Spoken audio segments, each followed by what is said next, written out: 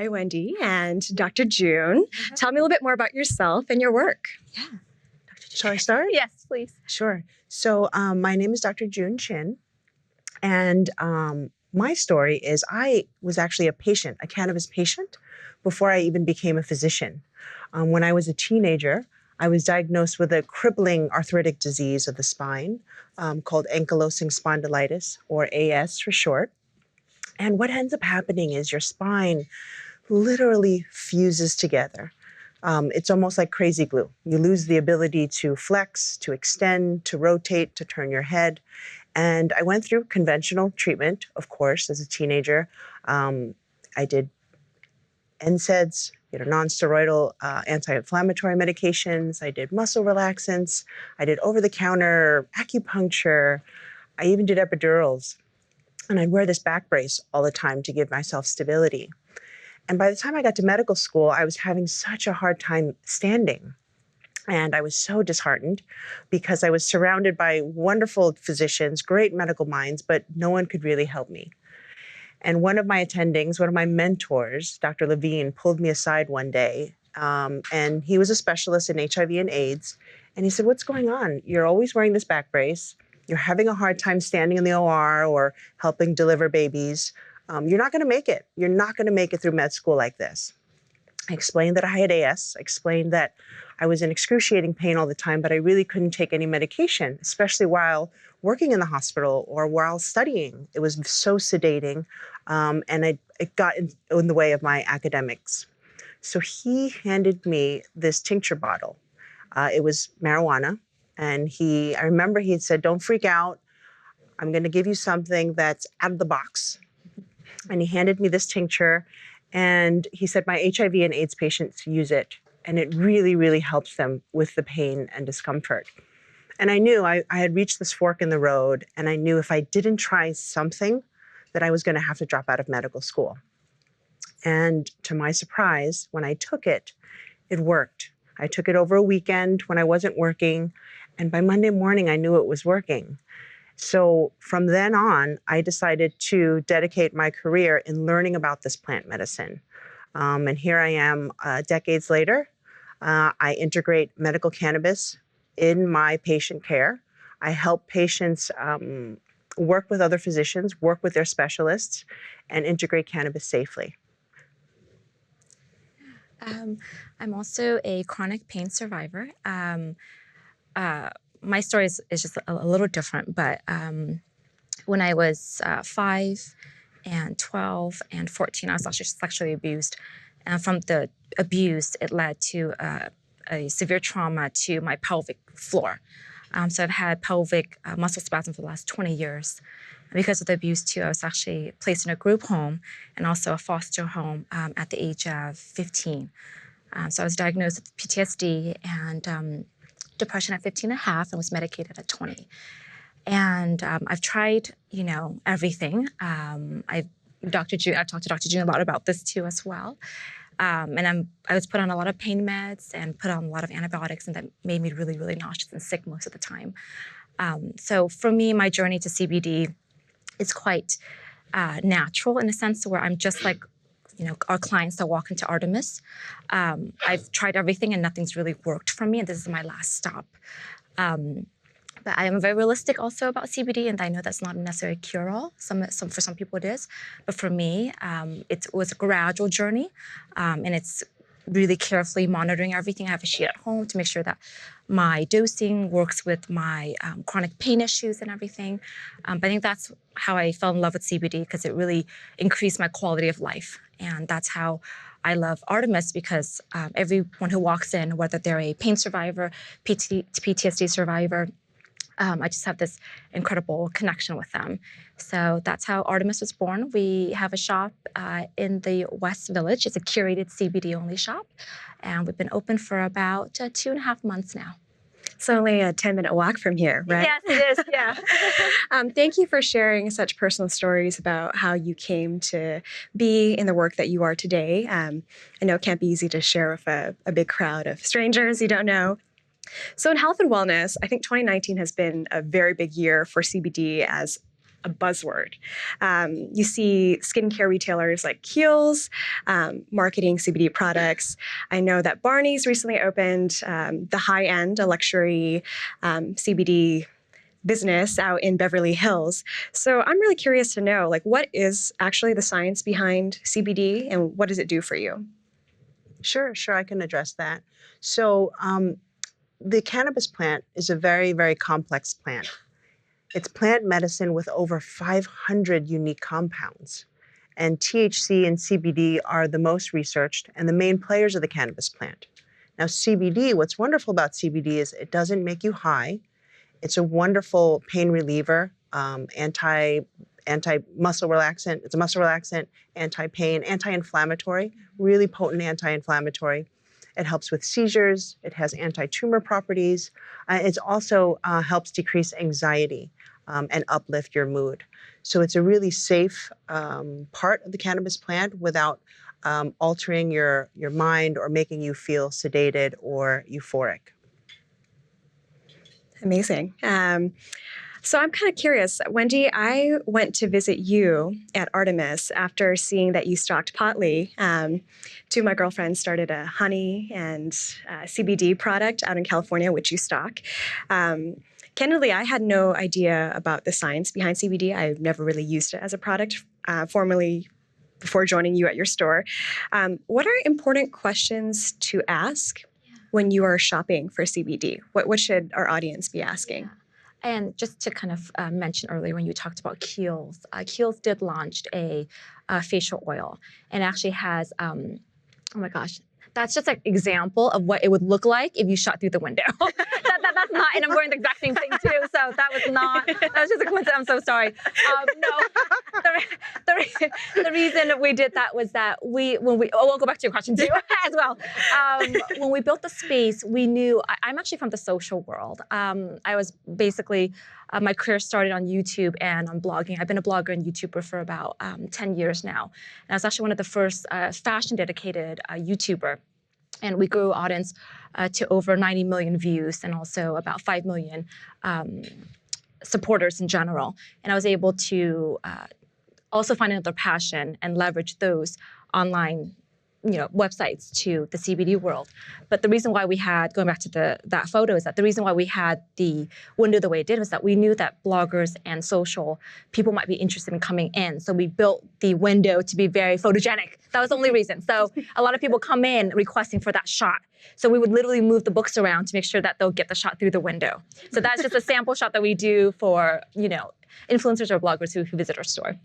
But the store itself, we actually curated the store so then it's very easy. I remember when I first got into CBD, Colin and I happened to be in Amsterdam.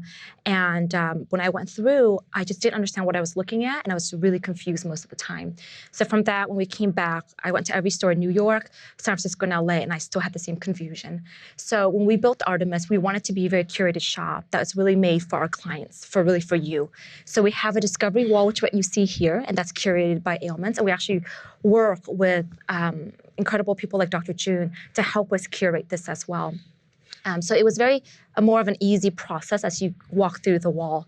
After the discovery wall, we have basically a education board that we co-wrote with Dr. June, and the education board would mirror the categories on the second wall that we have, mainly because we wanted this to be a very easy experience for anyone who walks in and not have the confusion that I had when I first started.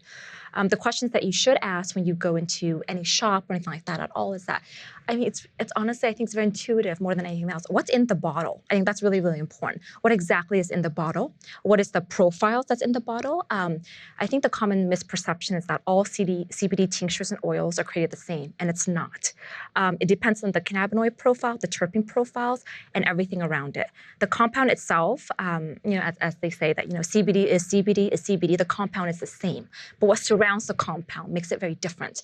Are there other cannabinoids in the formulation? Are there other terpenes in the formulation? What's a carrier oil? All those questions are very natural that I think everyone that works in the CBD shop can answer for you. So I think that's very important.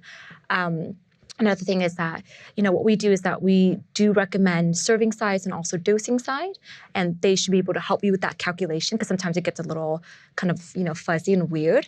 So they can walk you through all that, and then also ask them, what is the best delivery method for you? Inhalation affects you very differently from a tincture that's taken sublingually. That's very different from a patch that's transdermal. So it just really depends on what is it that you're looking for and how the person at the shop can curate the relief for you. Yeah. Exactly. And CBD doesn't work for everyone. So when patients come to see me and they're asking, how do I incorporate CBD into my health and wellness? I really look at it in the context of a full holistic medical practice. So you have to look at the medications that you're taking, because CBD can interact with the medications that you're taking. CBD can also elevate your liver enzymes. So you want to make sure that your physician, your healthcare provider looks at your blood work, looks at the list of medications, looks at contraindications, things that might get in the way of CBD. CBD can cause a little bit of nausea sometimes, a little bit of loose stools. So these are things that we talk about when patients want to come in and integrate CBD with their health and lifestyle. So I have a quick question to kind of follow up on your patient history and experiences. Can you maybe walk me through a case where you've seen positive effects on a patient, and like the before and the after? I know you do a lot of research with children for epilepsy and also autism. So I'm really curious to hear more about that. Sure. So one case that I can think of is a 15-year-old boy came into our clinic with his parents. He was diagnosed with ulcerative colitis, and he would make about 20 bathroom trips daily. I mean, everything revolved around him going to the bathroom. He didn't want to go out and socialize. There's certain restaurants that he would only go to where he knew where the bathroom was. And he couldn't figure out what the trigger was. He cut out gluten and dairy and coffee. And he was practically not eating. And he had lost so much weight. And his parents brought him in because one day he told his parents that he got some cannabis from a friend. And he started using the cannabis, and remarkably, he stopped running to the bathroom. He was able to sleep through the night. Originally, he easily got up 4 or 5 times a night running to the bathroom. He didn't get a full night's rest. So when he started cannabis, he started sleeping through the night. His stomach didn't upset him as much as it used to, and he felt like he was getting a life back. And his parents knew if, with or without their consent, he was going to continue using cannabis. So they brought him in so that he can, number one, be legal, get a legal medical card, and number two, get some guidance. Because when you're getting it from the unregulated market, cannabis or CBD, you just don't know what's in it. Like Wendy had mentioned, you have to know what the ingredients are. Stuff on the street could be laced with something. There's synthetic stuff. There could be fentanyl. God knows, any microorganisms could be in there, mold. So coming to a designated shop, coming to a healthcare provider is the safest way to begin your CBD and cannabis journey. And that's what we did. We helped him get a card. He's able to take it at school. And if he's drug tested in any way, and it comes out positive when he starts employment, at least he has a medical chart, and a physician by his side to support him. And so thanks for the responses. I'm kind of curious too. And maybe for those in the audience who are newer to CBD, what is the legal limit in New York, right? Because you sell these products in your stores, but not all products are accessible on the shelves. So I'd be curious to hear your perspectives about that. Mm-hmm. Yeah. So the Farm Bill passed in December of last year. So the legal limits is actually 0.3% derived from the hemp plant. So cannabis sativa is the parent plant, and you get the hemp plant and you get the cannabis and marijuana plant. So for the hemp plant side, you get rich in CBD and just very, very little THC, under 0.3%. So it won't get you high in any way. But if you're very THC sensitive, then you can actually move to a formulation that there's no THC at all, and there's just pure CBD. Yeah. And you can travel with it too. It's travel safe as well. Mm-hmm. So you can travel around all the states with this dosage. CBD, yeah, with under 0.3%. Got it. So I want to move to the next slide. So I I'm really curious as well to understand. I've noticed that CBD has really been marketed towards women in particular, as well as in like popular mainstream culture. It's, Bebo over there. I think that's a product that heavily has a female demo. I'm curious to understand what you think, what your opinions are about that, and whether you see the industry moving that way. Have you go first? Then. Sure. Yeah. So women are, in general, I would say women are overprescribed and overmedicated. 1 in 4 women are given an antidepressant. And this could be females complaining of insomnia, chronic pain. They end up with an antidepressant or some anti-anxiety medication. And I think women as a whole, we take care of our spouses, our partners, we take care of our children, and then we have to take care of ourselves. So we tend to think outside of the box and be more resourceful and looking for alternative methods, for more natural methods. And I think that's why a lot of my patients are female, gravitate towards plant-based medicine. Mm-hmm. That's actually very, very true. A lot of my girlfriends have actually been calling me about CBD because they'll go to the doctor and they'll say like, I haven't sleeping correctly. I haven't had that much good sleep. And for a few of my friends, they're actually new moms. So naturally, they're not going to get that much good sleep. Or they're just anxious because they're worrying about so many things. And immediately it's actually an antidepressant that they're being prescribed. So they'll call and be like, can I look to something else? And then we go through, are you breastfeeding? Because you're not. Then, then we kind of look at the helicopter view of everything. But for us in the store, because, I'm there all the time and I love being a woman, and we have a little category for your PMS relief too as well, which is not very common in kind of the CBD shop side. But we created this because we thought, honestly, it was just fun. Like when I'm bored, I wanted to do something really like fun for our women. So this is the most interesting women in the world kit, mirroring the most interesting man in the world. Was it a beer advertisement or a commercial or whatever it is? So the story is that we actually have a story with this. And when people are interested, we actually tell the whole story. But she must be very busy, this woman, right? So she probably is just a little anxious at times. And so there's a tincture to go with that. That's just a daily supplement that she can take for acute anxiety or maybe just an acute moment of panic attack. Inhalation is one of the fastest ways for us to actually relieve that. So there's a pen, which is Bebo. Bebo is also the Hermes of cannabis. Laura Jones is there too as a gummy, and most people like to use that after their work hours to help them sleep, so that's why it's there. She travels a lot, therefore there's a little bit of a honey stick there for her to put it with her tea or coffee.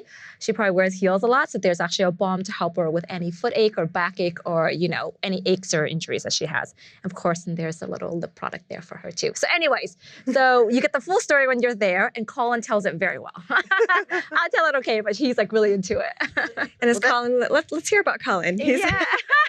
Yeah, so Colin is the co-founder of Artemis. So we started together.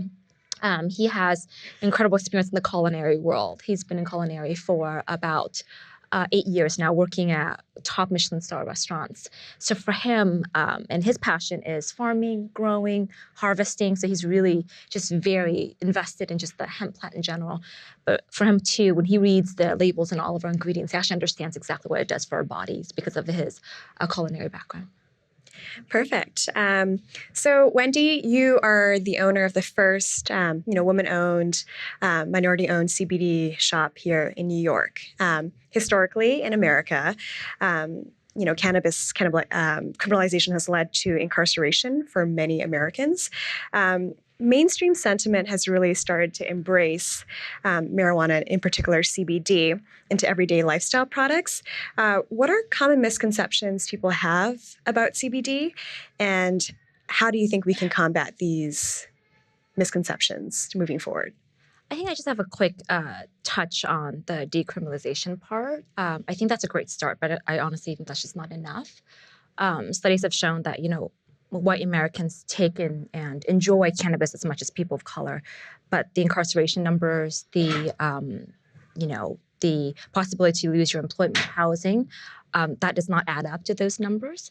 So I think decrim is great, and it's a really good start, but I think we just need to do more, whether that's just to imply more entrepreneurship opportunities for those who have been impacted, whether that's just to create funds for communities that have been impacted, or for dispensaries and companies to actually implement just more employment for those who've been impacted in that sense, But I think that's just the best that we can do for social equity is to actually move more than just the decrim side. But when it comes to misconception, I think the biggest one is that what we mentioned earlier is that not all CBD is created equal. And we have plenty of customers who come to shop and they'll say, oh, I've been taking it for a year and it's done nothing for me, which I love that question because the best thing I can respond is, can you please bring in anything and everything that you're taking for me to look at? And most of the time when we read the bottle, it's literally hemp seed oil. And there's no CBD in hemp seed oil, which is, you can purchase that on Amazon and basically in bodegas everywhere. So for us, it's just an investigative process to actually figure out like what is it that's not doing well for them. And then we can actually curate the right products for them in that sense. Yeah. Yeah. The biggest misconception that I come across is because CBD is derived from the marijuana plant, the cannabis plant, and also hemp. Patients always ask me can I get addicted to CBD? Is there a dependence? And because CBD does not make you high, CBD is not addicting. In fact, the World Health Organization recently concluded that CBD is non-addictive, no withdrawal symptoms, and it has a great safety profile. So they actually went further and recommended that CBD be removed from international drug control because it's so safe. So that's a really big delineation when you're using CBD versus THC. A lot of patients can use CBD during the day. It can function. I use CBD during the day for my muscle aches and pains, and you don't have to worry about the sedating effects. Now, THC does have therapeutic value. I don't want to dismiss THC, but since we're focusing on CBD, CBD does have a wonderful safety profile. Mm-hmm. So how can you tell whether the CBD product you're buying is actually what's advertised, and what regulation, if any, exists? Yeah, good question. That's a question that we get a lot at the shop. So for us at Artemis, we actually request lab tests and COAs from every brand that we onboard. And for us too, the curation is very tight. So if we onboard a new tincture, we usually drop a tincture so then we don't basically create consumer paralysis when you're actually in the shop. But we also look at profiles that are very different from every tincture. So every bottle has a different story and a different lab test and a different profile than another bottle is. But most brands are actually triple tested. They're tested at the farm level, they're tested at the extraction facility, and they're tested when they get bottled. And we request for all of that lab tests once it enters into our store. So that for us has been honestly the best way to approach this industry is just to be as transparent as possible. And we share this information to our customers and our clients when they walk in the door. Yeah. Yeah, absolutely. I Yeah. agree 100%. And what about the regulation piece? Is there anything that would prevent someone from doing, let's say, like false advertising? Because you have a curated set of products in your store, but maybe not all stores adhere to that, right? So how can you really tell? Or is there a resource that people can look into to determine for themselves, for their consumer safety? Do you know of any? It is hard to tell. I mean, I was at the pizza shop the other day with my kids, and I saw like at the cashier there was a CBD shot for energy, and I was just looking at it. I said, I can't believe this. I'm at the pizza shop, and I look at the back, and it says cannabis sativa seed oil, so there was no CBD in it. And you go to your smoke shops and you could see CBD, and it's everywhere. Amazon has CBD tinctures that may or may not have CBD in them. So because we're in this legal gray area right now, it is very hard to figure out what's what's exactly in it. So you really have to be a smart consumer. Look at the back of the label. Go to the original website for these products. Make sure they're third-party tested. A lot of the reputable brands are very transparent. Yeah. So they will show you, seed to sale, what exactly the process is, the 3 levels of testing. So, I mean, when you go to Whole Foods and Trader Joe's, you're looking at the back of your food label, right? You're making sure there's no high fructose corn syrup and non-GMO, things like that. So you're going to do the same thing with CBD products. Yeah. And I think actually the CBD industry and the CBD market is very consumer friendly in that sense. I take probiotics and it says it's for gut health. I haven't taken it long enough to know yet, but but I can't contact my probiotic brand and be like, can I see your COAs? Like, that's not going Right. to happen, you know? Sephora sells a lot of supplements, and it'll say great for hair growth or nail growth. CBD, usually packaging wouldn't necessarily say that. There's usually the milligram measures on there, the ingredient list, the serving size suggestion, but they usually don't make those type of claims that traditionally supplement industries would. But again, going to Sephora and buying those things, moon juice or whatever it is, I think if I ever request for any of the COAs, they'll just ignore me. But for hemp-based CBD brands, most likely it's already on the website. And secondarily, if you need it, they will email it to you. Can you clarify for the audience who may not know what's a COA? Oh yeah, it's just basically lab results. It's just certificate of authenticity. So in there, they'll show you the amount of cannabinoids that's in there. Most likely there's terpenes in there too. So they'll show you that, how much of it that's in there, any toxins, any contamination, any heavy metals. It'll show all on there too. It's actually not too hard to read in that sense. Yeah. Mm-hmm. So to close everything off, I'm kind of curious, what's the biggest question or the most common question that you tend to get asked in your daily work related to CBD or cannabis and health? Yeah. So I think for me at the shop, it's usually, would this get me high? Which is usually it's a no. Another question, I think because everyone's so curious, the waves of questions are very, very different. I end up honestly repeating a lot of the answers, and I don't mind doing that at all.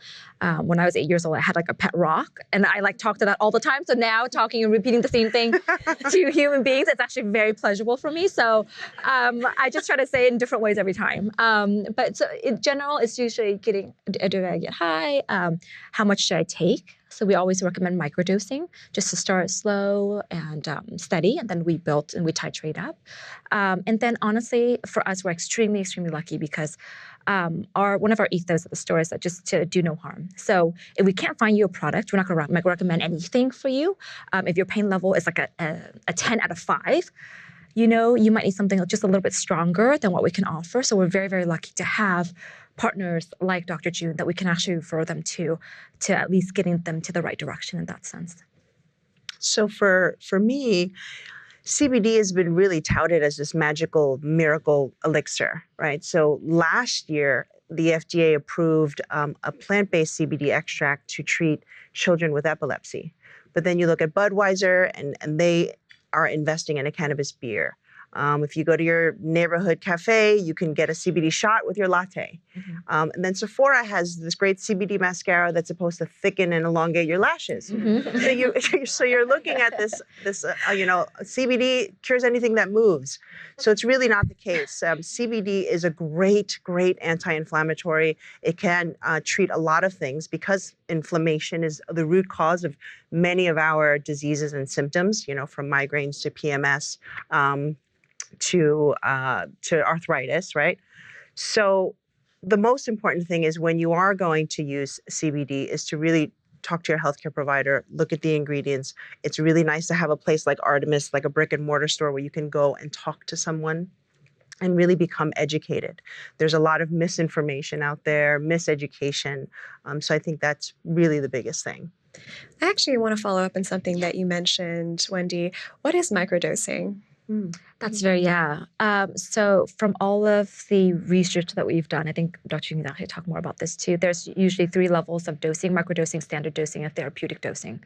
So microdosing is just starting very slow and small. You're talking about 5 milligrams to about 20 milligrams and building up. Standard dosing is usually a little bit, when you know you're dosing already, then you can actually adjust to your body and how you metabolize. And then therapeutic dosing is for patients, which are a much higher dosing. So for me, for example, on a normal day, I usually take about 15 milligrams, like during the day, and I feel great, alert, my heart rate doesn't come out of my chest. Like I took some before I sat here, and like my heart rate's great. And on days when I have my pelvic spasm, I take up to 61 milligrams. So because I document everything, I know what my dosing is, so then I can actually adjust as I go along. Yeah, that's an excellent question, Michelle. So everyone has a different optimal therapeutic dose. It's plant-based medicine, so there's a broader therapeutic window than, let's say, prescription medications. If you're on Xanax 1 milligram, it's going to give you this certain outcome. If you're on high blood pressure medications, it's going to give you this certain outcome with a 10 milligram pill. But when you're looking at plant-based medicine, everyone's different. Everyone's liver enzymes are different. Everyone's metabolism is different. So you really have to take control of your own health. You really have to journal how much you're taking and how it's affecting your symptoms. So less is more. If you take too much of a good thing, then you will get toxic. Same thing with vitamin A or vitamin B or iron. If you take too much, it can lead to nerve damage, coma, and death. Well, the same thing with CBD. If you take too much, you'll get nauseous. If you take too much, you can get anxious. If you take too much, you can get the runs. So a little goes a long way, and that's where microdosing comes from. You want to take the optimal therapeutic dosing by taking little bit increments, almost to where you can't feel it, and then journal your progress. Dr. Chin, that reminds me, you have a book that recently came out. Yep. So tell us more about it. Sure. So this book came out in June, and it's a really comprehensive guide that talks about cannabis and CBD, why it works, and most importantly, how to use it. So I think it's really great. Even if you're not interested in using cannabis and CBD for your health, it talks about plant-based medicine and how this can become an integrative part of your health and wellness. And one thing I really love about Dr. June's book is that she actually gives you case studies, and she'll give you a description of what the dosing looks like, the dosing, I guess, and the cannabinoid profile, so the terpene profile for those particular case studies. I've read a lot of books by now about CBD, and this is actually one of the few that actually gives you real case studies of what she's doing. So I think that's incredibly helpful. Thank you so much. So at this point, we're going to open up to questions on the floor. So anybody who'd like to ask a question, there's a mic on the side. Okay. So thank you. I wanted to ask you if you can provide some more accurate information about what conditions has CBD been studied to actually cure or alleviate. I know that generally national level research into cannabis was not very prevalent because of the illegality of it. But what has been actually researched in terms that we could compare to conventional medicine? I get asked that all the time, especially by my colleagues, my fellow MDs. If you look at PubMed, if you look at journal articles, there's over 20,000 journal articles that reference cannabis receptors, the pharmacokinetics behind it. There's over 150 peer-reviewed studies. So a lot of these studies have been outside of the U.S., unfortunately, but there are a lot of studies out there. Could I just to follow up? So when we look, I'm trying to compare, for someone that, suffering from some chronic condition and they're looking for some remedy, if they go to a conventional doctor can say, conventional medicine with all its deficiencies notwithstanding, the doctor can say, the latest research that we have shows that this helps this percentage of people.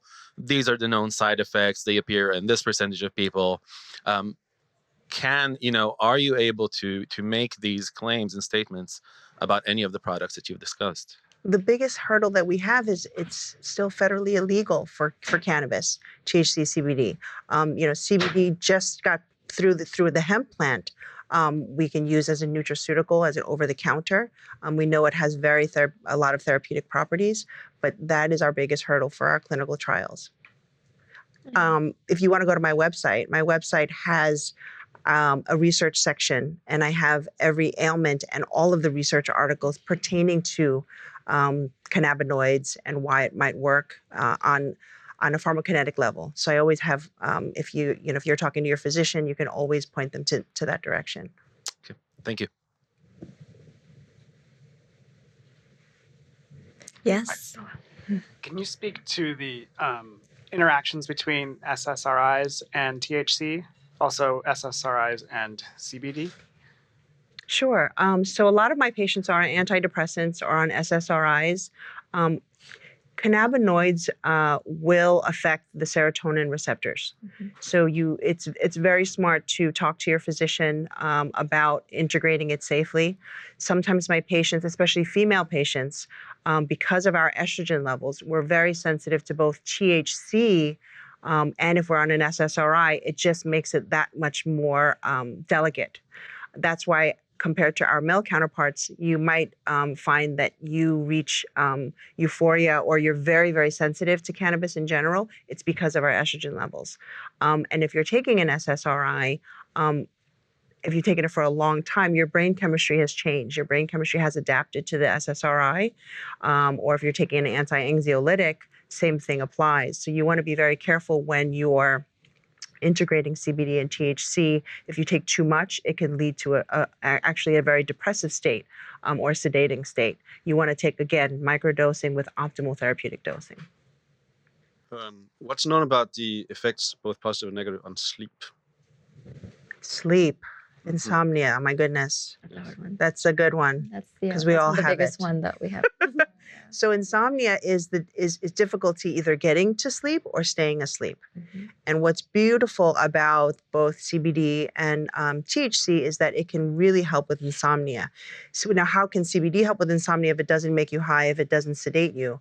CBD can actually help calm your nervous system through what's called your GABA receptors in your brain. And GABA is a really calming neurotransmitter. It tells your body it's time to power down, it's time to shut off the day, and sort of just basically ground you at the end of the day. A lot of times my patients will reach for a glass of wine or a cocktail because they're so wired, but they're tired at the same time. But alcohol is actually the worst thing that you can do. That's why you get up in the middle of the night. So with CBD, you can take it during the day. It helps your body self-regulate so that you can go into that sleep state a little more easily. And depending on your formularies, the delivery methods, you can use inhalation, you can use tincture, or you can use sort of a capsule or an edible, depending on if you need help falling asleep right away, in which case you'd use an inhalation method, like a vape pen, or if you need help staying asleep, then you would use a capsule or a tincture so that you're not waking up at 2 a.m., 3 a.m., 4 a.m. Yeah. If I could follow up, what about then dependence for sleep on CBD and THC? So this is published by the National Institutes of Drug Abuse. This is a really nice graph that you can look up. CBD is not, there's no dependence on CBD. But if you just look at cannabis, so you're looking at all the cannabinoids, including THC, there's a 9% dependence rate, which is the same as caffeine. So same as your cup of coffee. But I'm specifically talking about the dependence for sleep. For sleep. Yes. So needing it all the time for sleep, you mean? Yes. Like, so using it regularly, like you can't sleep without the CBD? That's a great question. Hypothetically. Yeah, okay, hypothetically. So what's wonderful is because CBD... What's wonderful is because CBD is working on your GABA, your body is self-regulating. Your body is going towards this equilibrium, this homeostasis. So a lot of times my patients will use it for the first 3 months, and then they might use it on a Friday or Saturday night if they've been out and their sleep hygiene is not the greatest. So you're not using it all the time. Xanax and sleep aids also work on GABA, but it's more of a synthetic way of working on GABA. So it's the same mechanism, but more natural. My question is around inflammation. We know that, for example, sugars are super bad for you because it creates like cancers and da da da da. Now I know that for CBD, it's supposed to reduce inflammation for pain. Does it have the same mechanism of reducing inflammation for all the bad stuff that sugar creates? Will it make you live longer through like lower cancer rates and heart attacks? The magic elixir. So when I help patients integrate CBD, it's not, that's it. Like you still have to live a healthy lifestyle. So I always talk about an anti-inflammatory diet, cutting out the sugar, really limiting gluten and dairy, a more alkaline diet, if you will. Of course, exercise is a key. So CBD for my patients and for myself really just sort of breaks the storm. It's sort of a parting in the cloudy skies, and it allows you to exercise a little bit better. It allows you to sleep better. It allows you to become healthier so you can integrate the other things in your life. But is it, for example, as efficient as, say, blueberries, which are also anti-inflammatory from what I don't know if it's more efficient as, but I think it could be a part of your repertoire. Okay. Hi. Yeah, you know. Thank you guys so much for being here. I'm actually curious about the relationship kind of between THC and CBD.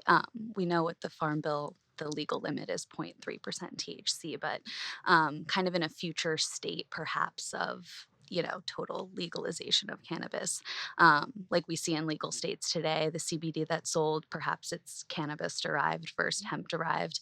It has a much higher percent of THC in it, and I've read some things about how that helps activate the benefits of CBD. So I'm wondering, like, are there real health benefits in the future when that's commonly more sold of having a higher percentage of THC in the CBD that we're taking?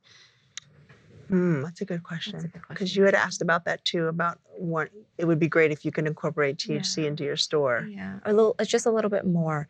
Yeah, I think for some clients that we have, 0.3 is perfect, and that's what they need to go on, and then they can actually, it's very functional during the day, and then it's not for them to go to sleep.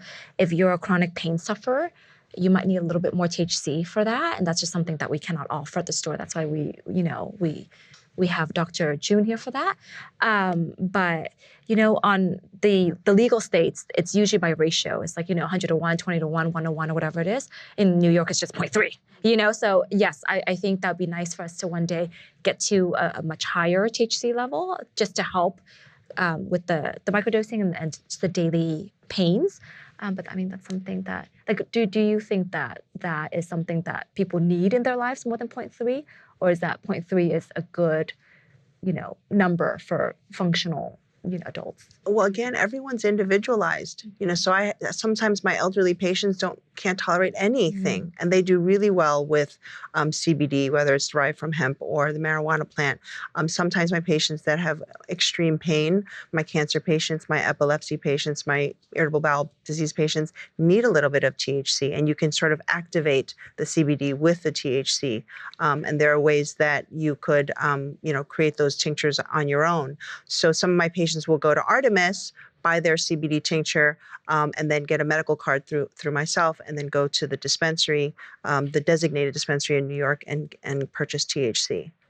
So they're mixing and matching. Do you find that the CBD is more effective with a higher level of THC, or is it as effective with the current level of THC that we have now? It really depends on the patient. If a patient has a broad spectrum CBD product from the hemp plant, they can get some really good mileage with that. But it depends on their disease and their symptoms. Sometimes it doesn't touch it at all, and you really need THC and CBD and all the other minor cannabinoids and terpenes in it. Hi, to you both. Thank you so much for coming and just sharing your story. I think I'm really curious on, there's been so much change and so much entrepreneurship that's been within like the cannabis and CBD industry as a whole.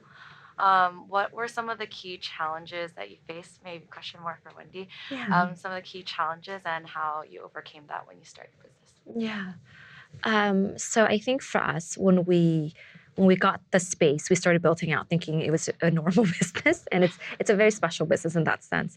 But little things were a little harder, like insurance for the building is much higher for a CBD retail space, even though it's very normal in that sense. Security is a little more expensive in that sense too. Also, I think the biggest hurdle we have right now is that merchant card is just not available to us. So we cannot accept credit card. We want to badly, but we just cannot. We've been going through 5 different banks, major banks, and also small community banks in legal states as well, and they just wouldn't take us. So we're waiting for beta testing from another merchant card service provider to hopefully we'll get that. But things like that, we did not anticipate. Honestly, we didn't. We have a solve for that now, which you see at the store. But just a little things like that we didn't think about. But overall, though, when it comes to just community and client-based, it's been very, very welcomed. We're usually the first stop for people who are very interested in CBD, or they heard the buzz about it and they're coming in to ask more questions, or at the last stop for people who've tried everything traditional medicine that can provide and they haven't found relief, and now they're here for just more education and more learning. Yeah, thank you for the question. Hello, thanks for coming in. I had a question around either the physiological or molecular impact based on the delivery method. So if you could talk through briefly, like, what should people be using inhalation for, tincture, gel cap, whatever it might be? Maybe a high level there would be helpful. Yeah, that's We had an a great excellent episode on that Yeah, podcast. yeah. So Josh and I have podcasts together, and we talk a lot about this, and we really love it. I think that's actually one of the biggest questions that we get at the store too as well. So we have a little board at the store that will walk you through all of the different delivery methods, but just a helicopter overview. Usually delivery methods are divided by the onset time and the duration. So for example, inhalation has one of the fastest onset time, but the shortest duration.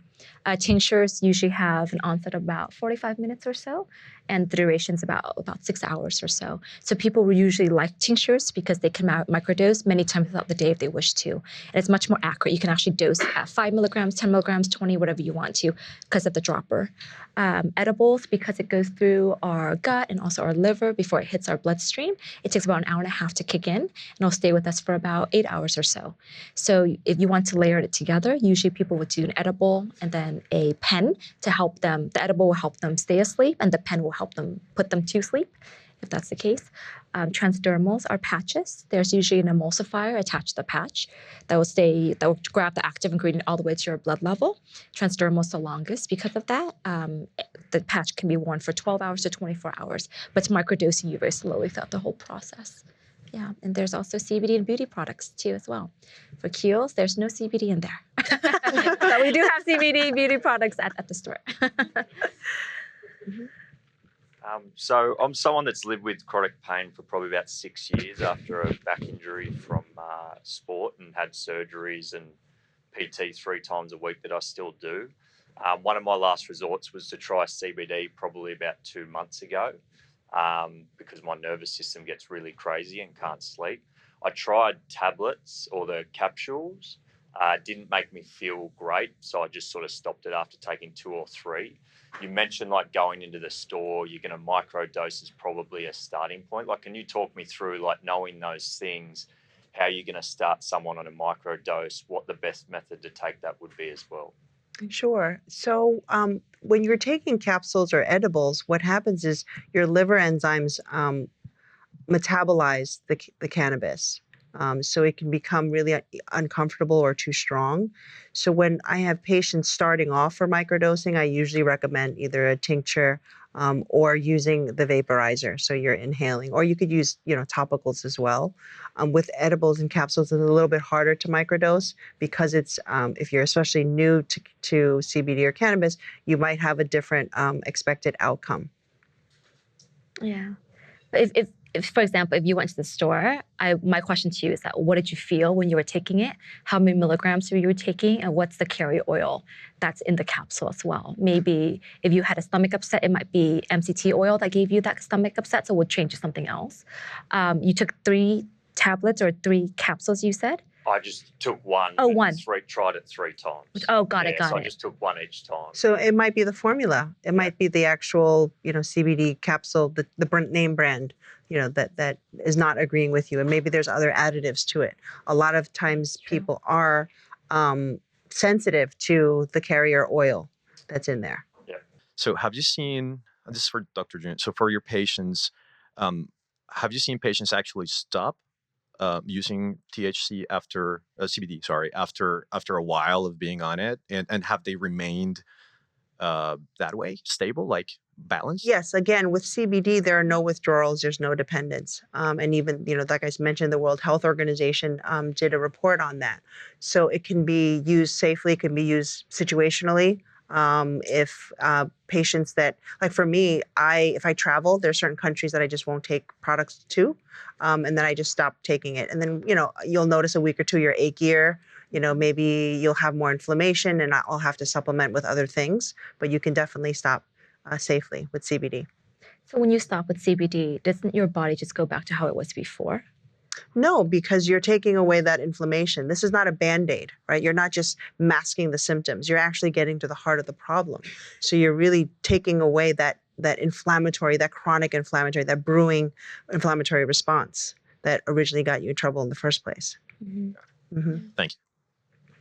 And for those that, I always get, my doctor says there's nothing out there. I want to get educated. There's an educational platform that Joe Dolce, my business partner, and I put together for physicians, for pharmacists, for dispensaries. It's called Medical Cannabis Mentor, and you can look that up. And it's well cited. It's an online platform, so your health providers can take it, at their own time. So that's really a poor excuse when I always hear my colleagues say, "Well, there's just nothing out there. How do I learn about it? There's not enough research," and that's just simply untrue. Hi, thank you for coming, and thank you, Michelle, for organizing. It's been great. Can you please talk us more about the negative side effects of CBD?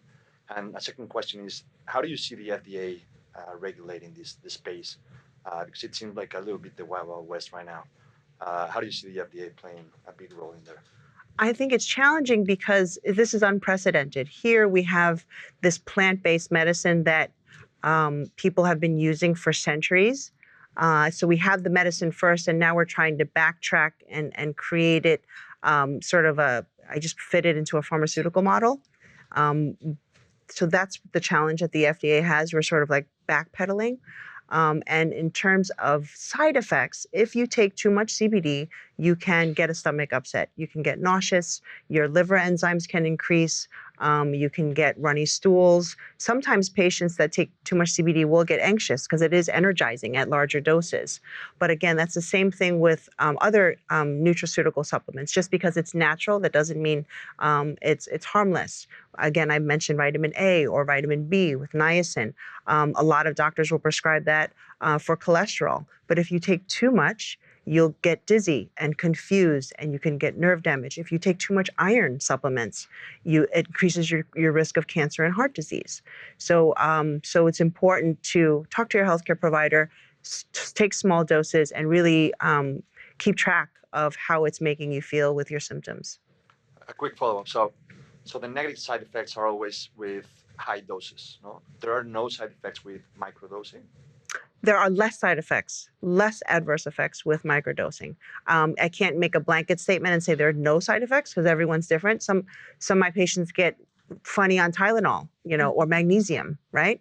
So, but if you take smaller doses, there's less side effects. There's a really great article in Forbes recently, and it talked about a study a preclinical study. So they did it on rats about CBD, killing these rats and shooting up liver enzymes. Well, these rats were given 3 to 10 times the recommended dose of CBD. So of course, if you're over consuming, you're going to get these side effects. So the key is, less is more. Start slow, start low. They tested on 5 rats. One made it, but sorry, my rock cat talking. But the 4, they gave them, they gave them 2,500 milligrams. Yeah, 10 times the dose. Yeah, and it's like humans really don't take that much. Yes, and the rats that were given the low to moderate dose did fine. Oh, yeah. There you go. So.